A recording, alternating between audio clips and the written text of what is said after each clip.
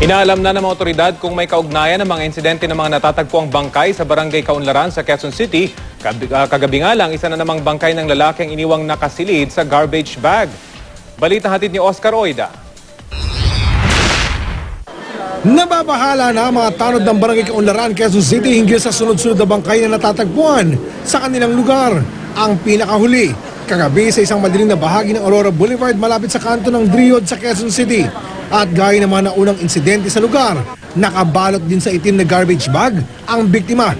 Bandang alas 11:30 kagabi nang madiskubre ng mga nangangalkal ng basura ang naturang bangkay. Pumunta ko sa aming barangay si Tisoy Sir, kasalukuyan nung kami sa loob ng opisina namin, sinabi niya may garbage bag daw rito na itinapon. Tapos pinuntahan namin dito sa area, yun nga ho nakita namin ng tao, nakabalot na ng plastic na itim.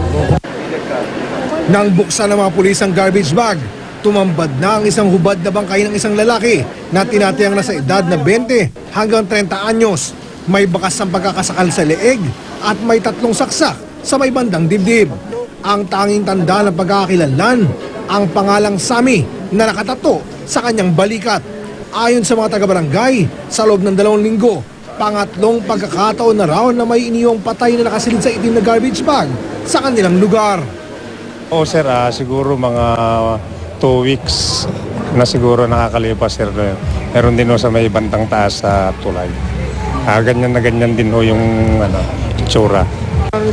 Doon naman po sa may Along EDSA, sa may malapit sa Station 7.